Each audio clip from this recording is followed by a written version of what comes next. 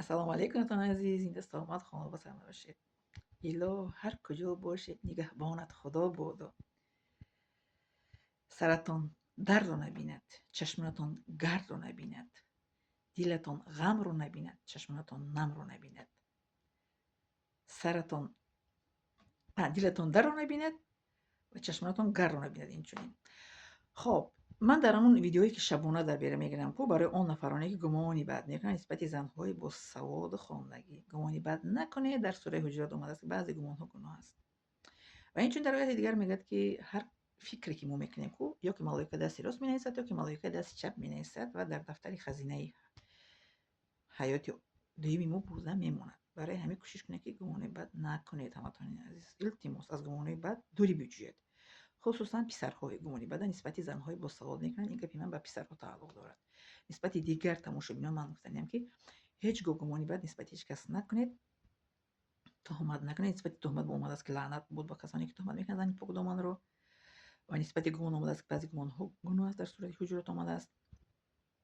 خب ببین زنی با سواد کو همیشه یکمش که اویله خودش رو ابرویش رو در همه جا میبردارد، در همه جا اویلش رو میبرد. من مثال میارم که در کجا پدر مادر من چخل کرد، یعنی آفرین تحسین کردگیم نسبت ما که خواندگیم.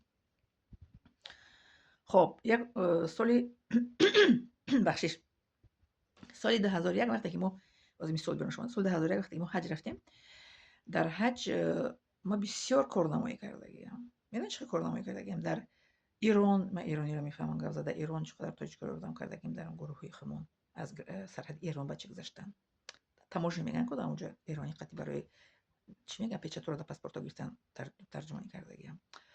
بعد در عراق در سرحد عراق از عراق با سعودی در آمدن. میدونی چه شده اونجا با عجایب شده. در ایران حیرانش نخواهم تاجیک و ایرانی زبان ها یگانه که ایرانی‌ها من میفهمم و یا ما را نمیفهمم.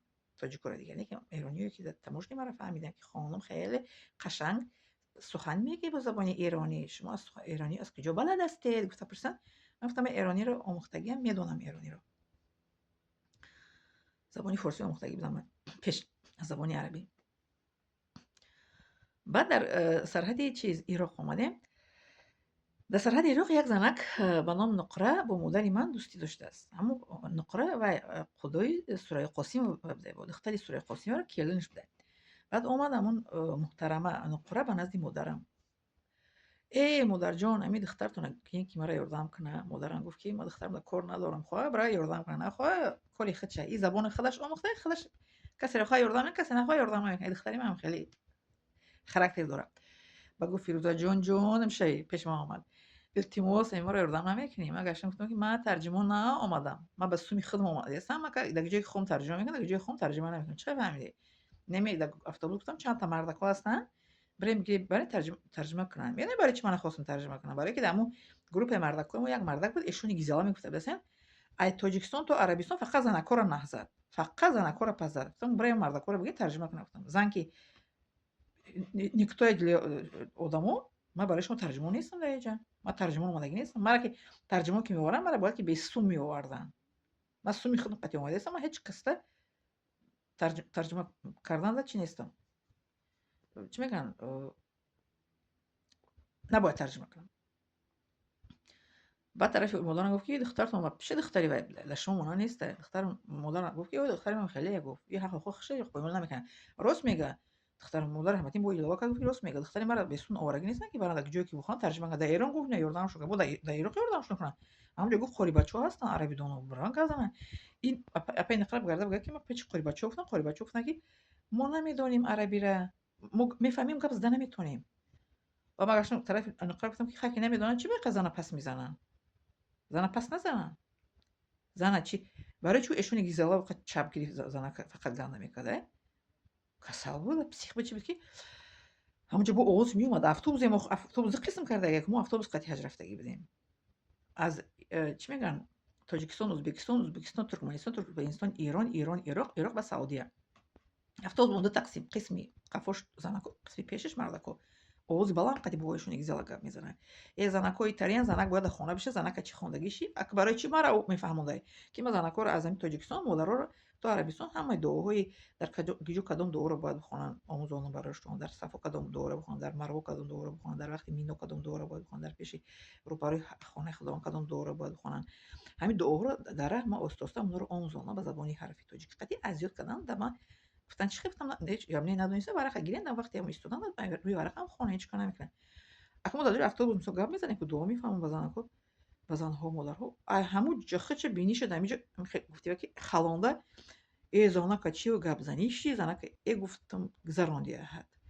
Лекин оли бо нақлтон мекунам бо эшон чӣ хешид буда ҳаҷ. Оли бо нақлтон мекунам оли. Истен оли и таърихи ҳаҷи мо аҷоиб, таърихи аҷоиб шид.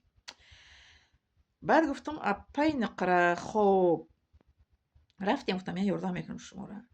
Лекин ам хизорае кард ки хизора кард. Оча ма гуфтам хизора накунед. Чӣ хизора мекунем? Хизора маъқул нестай. Ҳам мегӯянд ки илтимос равен чӣ кунед, сухани хуб қати ман мерам кортонам буд мекунам. Бинед ки забон донистан. Ман зан, он мардако чӣ ба забон намедонанд? Ано мардако мисли яъни одамое ки танқид мекунанд ку ҳамин тоифан ваё. Танқид кунида устои на забона омӯхтем кани бироед ки гап зани мардак баре.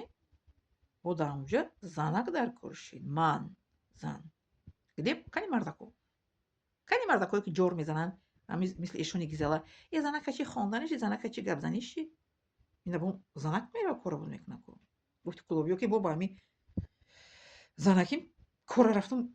Гуфтам сини апай нақаки рафтем, гуфтам. Корта буд мекунам. Аз бо видео мекунам давом мегап. Хоб, минадарам шумо.